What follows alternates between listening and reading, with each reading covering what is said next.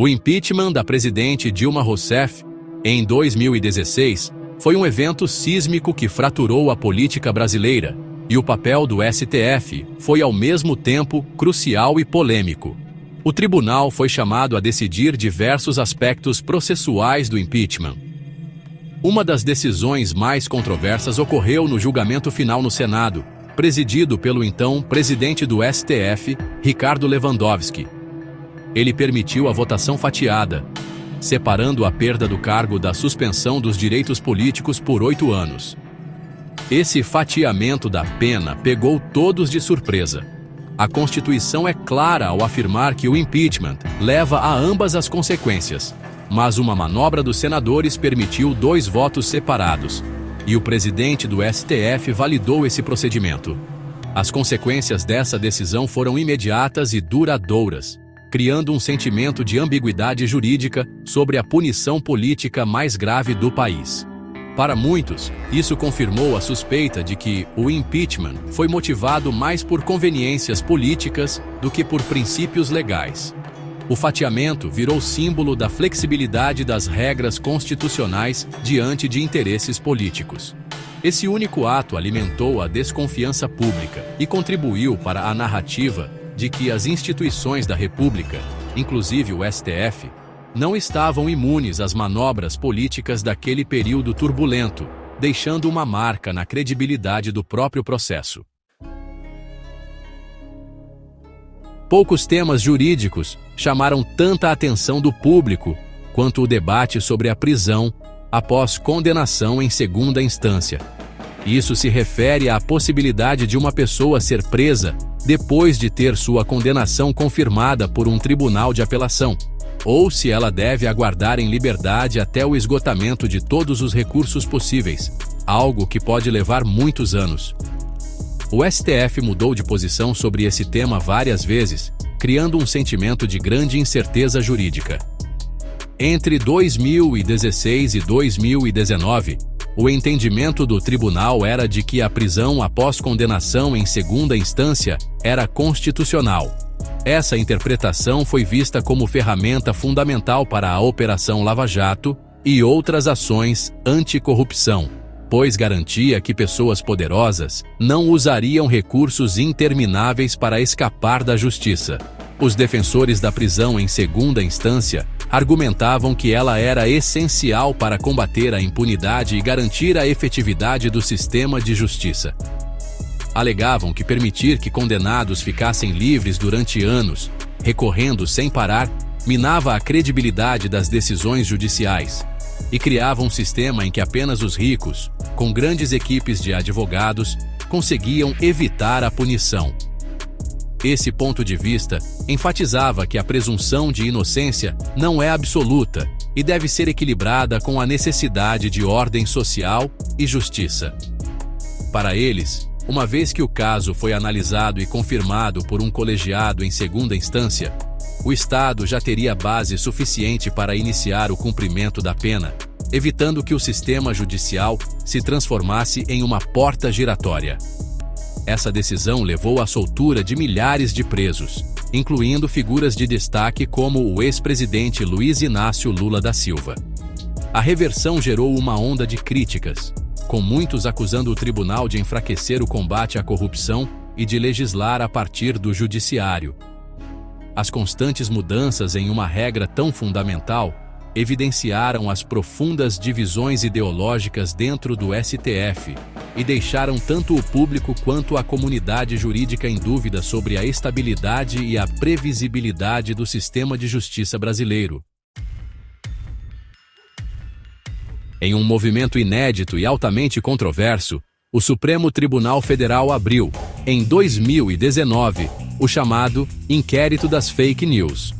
O inquérito foi instaurado pelo então presidente Dias Toffoli para investigar ameaças, calúnias e campanhas difamatórias contra os ministros do tribunal e seus familiares. O que tornou esse caso tão incomum foi o fato de o próprio STF atuar como vítima, investigador e julgador.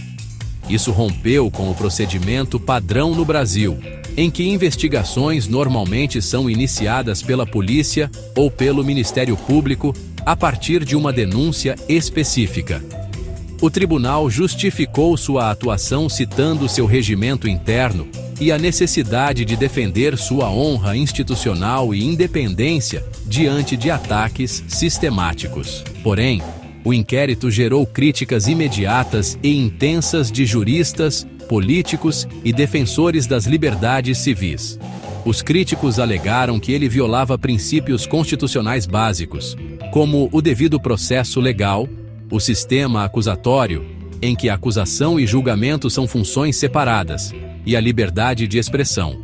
Ao instaurar e conduzir a investigação por conta própria, o STF teria criado um tribunal de inquisição, sem os freios e contrapesos normais.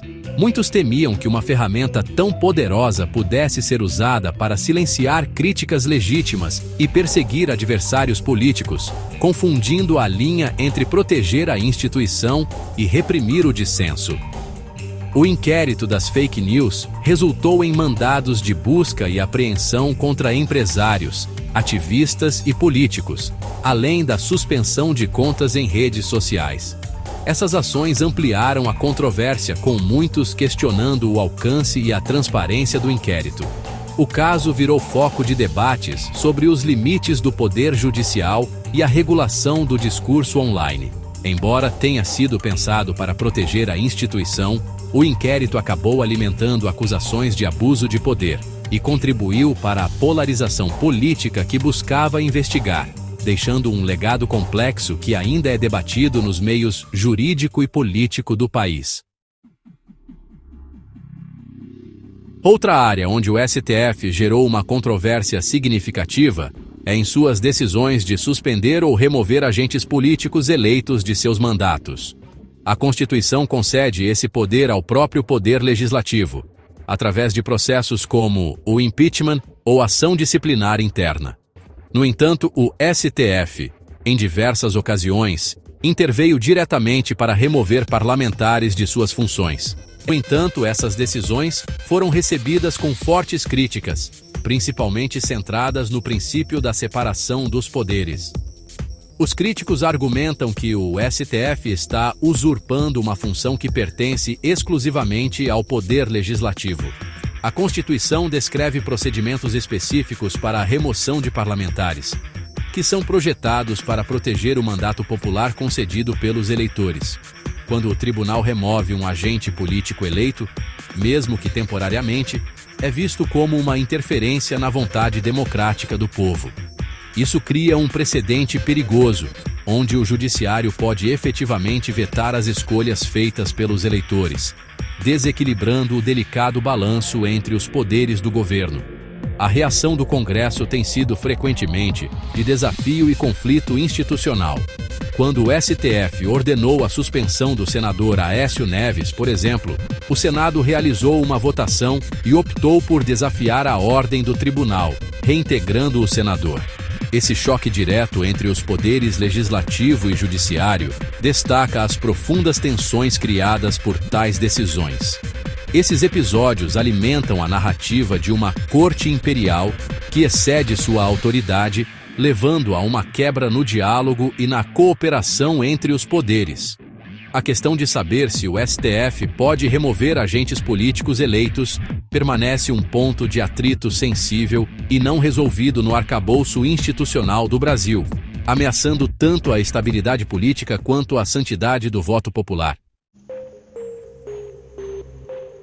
A série de decisões de alto impacto, tomadas pelo STF desde 2016, levou inevitavelmente a um relacionamento tenso e muitas vezes conflituoso com o Congresso Nacional. Toda vez que o tribunal toma uma decisão que afeta os poderes e privilégios do poder legislativo, isso gera uma reação. Por exemplo, quando o STF interpreta a Constituição de uma forma que anula uma lei aprovada pelo Congresso ou interfere em seus procedimentos internos, muitos parlamentares veem isso como uma invasão de sua autonomia legislativa. Isso tem levado a um padrão recorrente de acusações de ativismo judicial por parte dos legisladores, que alegam que o tribunal está legislando, em vez de simplesmente interpretar a lei, desequilibrando assim o balanço constitucional. Em resposta ao que é percebido como excesso judicial, o Congresso frequentemente reage com contramedidas legislativas. Essa dinâmica é às vezes chamada de diálogo, mas se assemelha mais a uma queda de braço. Por exemplo, após o vai-vem do STF sobre a prisão em segunda instância, várias propostas de emenda constitucional, as PECs, foram apresentadas no Congresso para resolver a questão por meio de legislação, efetivamente tentando dar a palavra final. Da mesma forma, propostas para limitar os poderes de ministros individuais, como restringir liminares ou estabelecer mandatos fixos para membros do STF, ganham força sempre que o tribunal toma uma decisão impopular. Esse contra-ataque legislativo é um sinal claro da profunda tensão entre os dois poderes.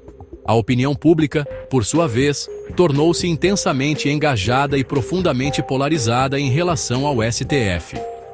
As decisões do tribunal não estão mais confinadas a periódicos jurídicos. Elas são debatidas ferozmente nas redes sociais, em programas de notícias e nas mesas de jantar das famílias brasileiras. Apoiadores do governo no poder em qualquer momento frequentemente criticam o tribunal quando suas decisões vão contra seus interesses, enquanto a oposição tende a celebrar essas mesmas decisões.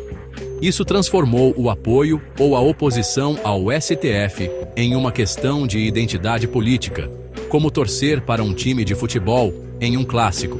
Protestos foram organizados tanto em apoio ao tribunal, louvando-o como defensor da democracia, quanto contra ele, com manifestantes pedindo o impeachment de ministros e acusando-os de viés político.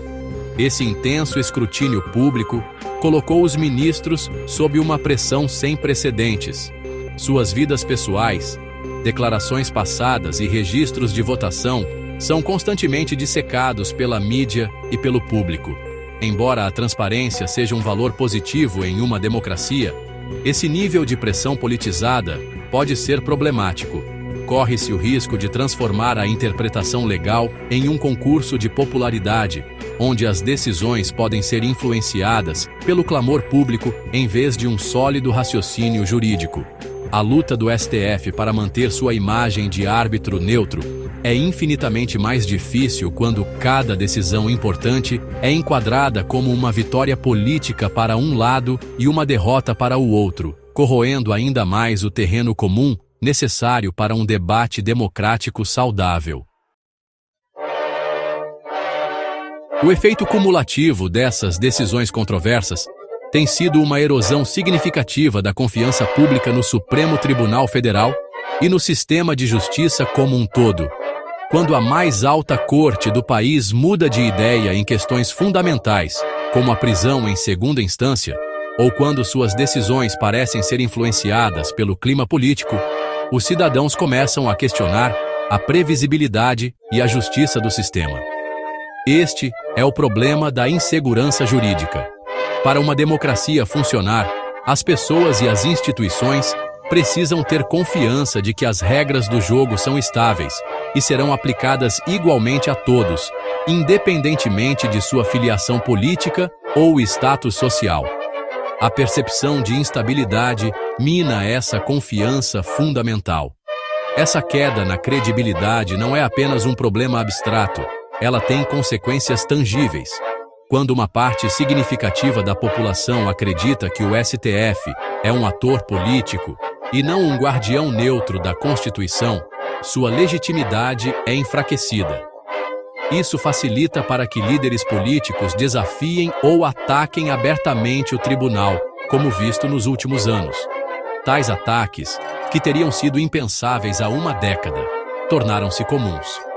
Essa retórica normaliza ainda mais o desrespeito às instituições judiciais, criando um ciclo perigoso, onde a credibilidade diminuída da corte convida a mais ataques, que por sua vez diminuem ainda mais sua credibilidade. Um Supremo Tribunal enfraquecido é um risco para todo o sistema democrático, pois é a última barreira contra abusos de poder. Além disso, a percepção de inconsistência e viés político pode ter um efeito desanimador sobre os tribunais inferiores. Juízes e promotores em todo o país buscam orientação no STF. Quando a jurisprudência do Supremo Tribunal está em constante mudança, isso cria confusão e incerteza em todo o sistema judicial. Isso pode levar a decisões contraditórias em tribunais inferiores e incentiva a escolha de foro, onde advogados tentam direcionar seus casos para juízes ou jurisdições que acreditam que serão mais favoráveis. Essa falta de um arcabouço legal coerente e estável mina o princípio da igualdade perante a lei e faz com que o resultado de disputas legais pareça arbitrário e imprevisível para os cidadãos comuns. Em última análise, a perda de confiança no STF é uma perda para a democracia brasileira. A Corte é projetada para ser uma instituição contramajoritária, o que significa que ela deve proteger a Constituição e os direitos das minorias, mesmo quando isso é impopular. No entanto, para desempenhar esse papel de forma eficaz, ela precisa de um reservatório de confiança pública e respeito institucional. Sem essa legitimidade, suas decisões carecem de força moral, mesmo que tenham autoridade legal. O desafio para o Brasil daqui para frente é encontrar uma maneira de restaurar essa confiança, garantindo que a Corte possa cumprir suas funções constitucionais sem ser percebida como apenas mais um jogador na arena política.